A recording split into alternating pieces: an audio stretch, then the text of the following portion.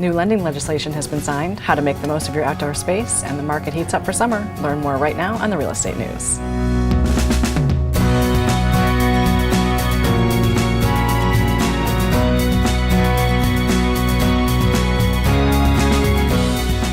The Lowcountry is a great place to live. Welcome to the Real Estate News. I'm Betsy McDaniel.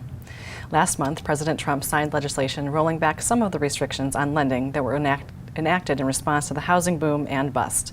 The Dodd-Frank Wall Street Reform and Consumer Protection Act imposed stricter rules in lending for both those looking to borrow and lenders. The rules were intended to shut down careless mortgage lending that laid the groundwork for the housing crash.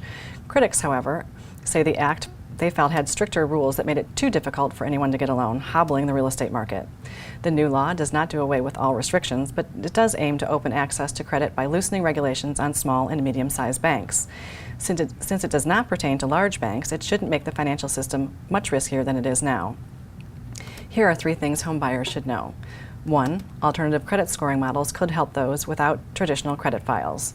2. Looser underwriting rules could make mortgages more plentiful. And 3. Reducing the number of lenders subject to HMDA reporting could encourage more lending.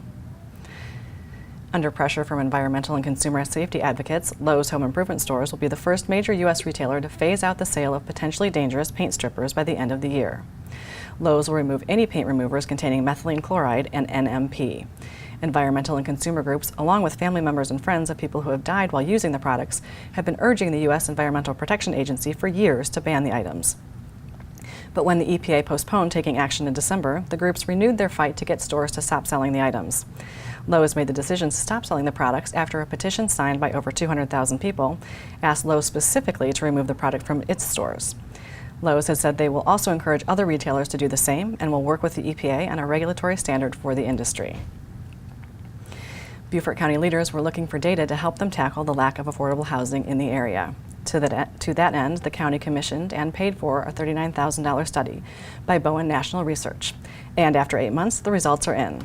That report basically proved what we already knew.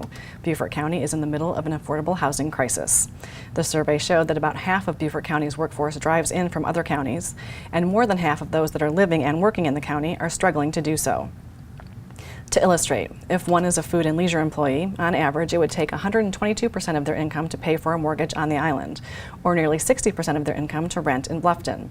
This is coupled with an immediate need for at least 1,000 affordable homes or apartments for workers to fill thousands of vacant service jobs. So what's being done about it? The county has started the Lowcountry Affordable Housing Coalition with representatives from each part of the county. They are in the process of hiring an executive director and looking to get solid proposals on the table. One such proposal is the possibility of tax breaks or impact fee adjustments for landowners that are willing to build affordable housing on their property.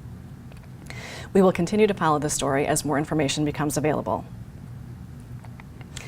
Making the Lowcountry a bit more comfortable of a place to live, the county has resumed mosquito control treatments. Treatments will be done both by air and on the ground Monday through Friday each week of the breeding season, which typically ends in November.